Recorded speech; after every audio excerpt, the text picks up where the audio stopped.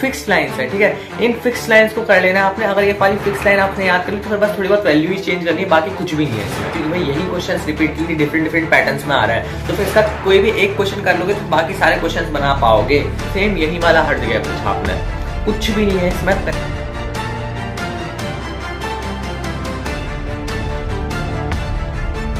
So hey everyone, welcome back to our channel. Sir इस video में हम बात करेंगे क्लास 12 कंप्यूटर साइंस के most important previous years question का पार्ट नंबर 4, जिसमें हम कर रहे हैं पाइथन की इंटरफेसिंग विद MySQL, ठीक है।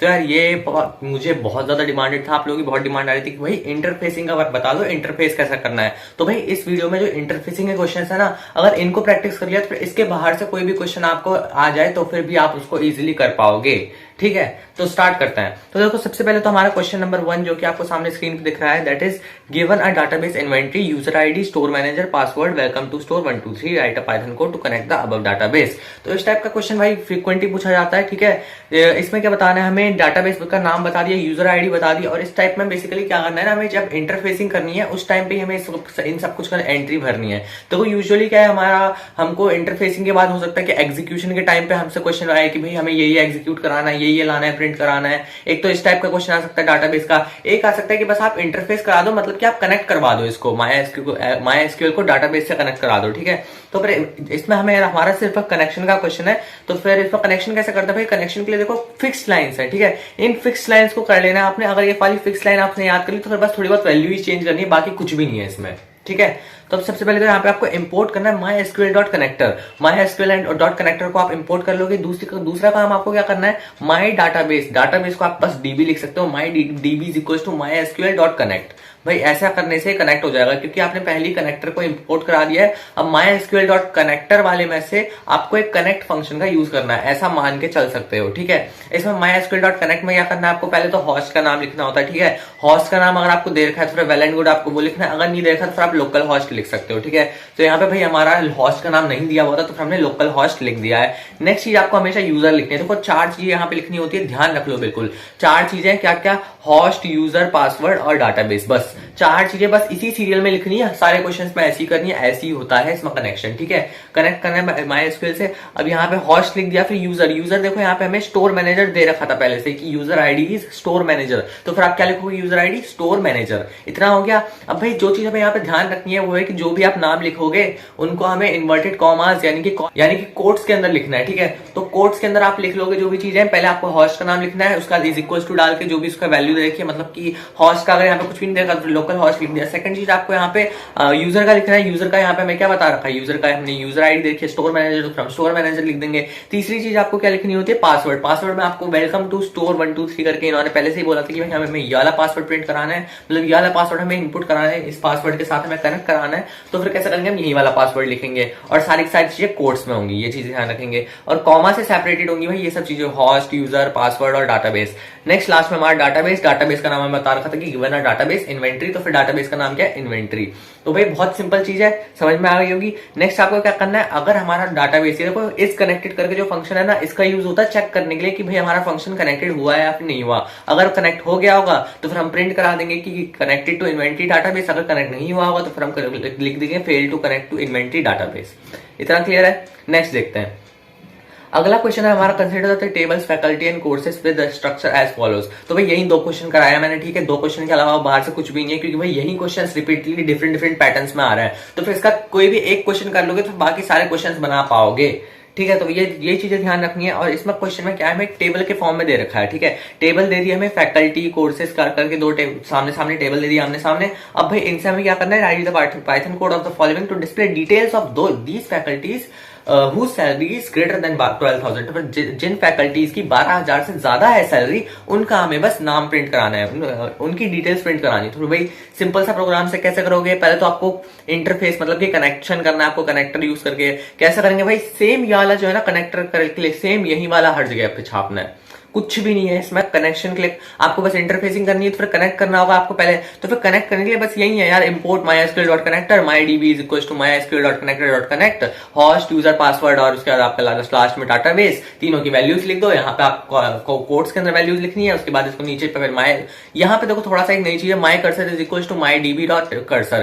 कर्सर का यूज क्या होता है भाई, अगर हमें ट्रैवर्स करना है ना, अगर हमें इसके अंदर जो भी हमें यहाँ पे इनपुट दे रखा है, ये जो हमारा कनेक्टेड डाटाबेस है, अगर हमें इसके अंदर ट्रैवर्स करना है तो फिर उसके लिए हमें कर्सर नाम का एक फंक्शन, एक हमें वैल्यू देनी पड़ेगी, एक वेरिएबल बनाना पड़ेगा जिसमें कि हम माई डाटाबेस डॉट कर्सर की फंक्शन को स्टोर करेंगे। ठीक है, इसकी मदद से क्या होगा, अगर हमें कोई भी पर्टिकुलर वैल्यू चाहिए ना तो वो हम निकाल पाएंगे। जैसे कि यहाँ पे हमसे बोला क्या है कि 12,000 से जिसकी ज्यादा सैलरी है उसका नाम चाहिए, तो फिर यहाँ पे हमें कर्सर का यूज करना पड़ेगा। तो फिर वही रटे पटे कोड है, ठीक है, यही है directly my cursor is equal to my DB dot cursor का यूज करके फिर माई कर्सर डॉट एग्जीक्यूट। अब यहाँ पे हमें बताना है कि हमें आखिर कौन सी पर्टिकुलर क्वेरी या फिर कोई पर्टिकुलर डाटा चाहिए। जैसे कि यहाँ पे आपको बोला है कि 12,000 से ज्यादा सैलरी, तो हम लिख देंगे भाई select star from faculty where salary is greater than 12,000। ठीक है, तो भाई अब यहाँ पे आपको क्या करना है, सबसे पहले तो देखो, आपको अगर आपने कोई ये समझ नहीं आ रहा कि भाई हमने select star from faculty where salary is greater than 12,000, ये समझ नहीं आ रहा कि कैसे लिखा, तो फिर आपको क्या करना है, माई डीबीएमएस के most important previous years question को देख लेना है।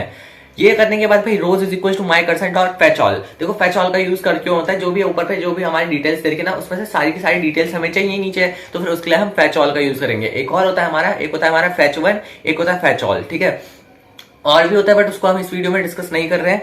रोज is equal to my cursor dot fetch all का यूज करके यहाँ पे सारी चीजें फैच करनी है। फिर उसके बाद क्या करना है भाई, देखो फैच ऑल का यूज करके for rows in rows print, अब एक एक करके चेक करेगा कि भाई किसमें हमारा 15,000 से ऊपर है। ठीक है, तो for rows in rows print रो, अब जिसमें भी अगर ये वाली वैल्यू सेटिस्फाई होगी वो वाली वैल्यू प्रिंट हो जाएगी। तो फिर सिंपल है, तो फिर यही वाले कोड्स पे डायरेक्टली इनडायरेक्टली यही तरीके से चीजें आने वाली हैं। Clear, to display the details of courses whose fees is in the range of, अच्छा अब उन कोर्सेज की डिटेल्स प्रिंट करनी है जिसमें कोर्सेज हमारे 15,000 से लेके 50,000 के बीच में है। ठीक है, तो फिर इसमें क्या करेंगे, सेम पहले तो भाई कनेक्टर का यूज करना है, my DB is equal to my SQL dot connector dot connect, उसके बाद सारा host, user name, password, database, फिर my cursor is equal to my DB dot cursor, उसके बाद my cursor dot execute.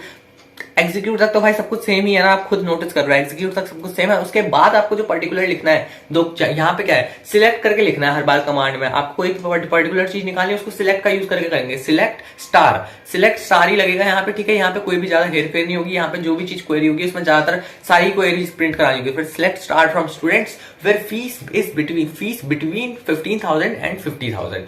And function का आपको पता ही है, एंड फंक्शन कहाँ पे यूज होता है, दो वैल्यूज के बीच में अगर कोई किसी भी टाइप का कंपैरिजन या फिर कुछ भी होता है तो हम एंड का यूज करते हैं। और बिटवीन का आपको पता ही है, किसी भी चीज की बीच की वैल्यू चाहिए होती है तो फिर बिटवीन का यूज होता है। वेयर आपको पता ही है, ठीक है, वेयर क्लॉज।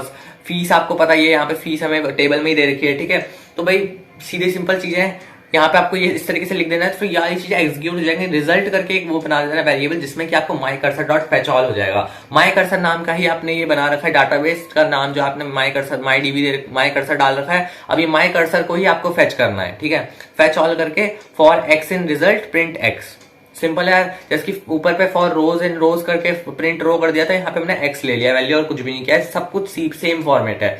लास्ट वाला हमारा जो है, to increase the fees of course system design by 500। तो फिर भाई हमारा एक फीस कोर्स है जिसमें कि हमें सिस्टम डिजाइन को हमें 500 से उसकी फीस अपडेट करनी है, मतलब इंक्रीज करनी है हमें फीस किसकी, जिसमें कि सिस्टम डिजाइन नाम के फीस कोर्स की फीस हमें 500 बढ़ानी है।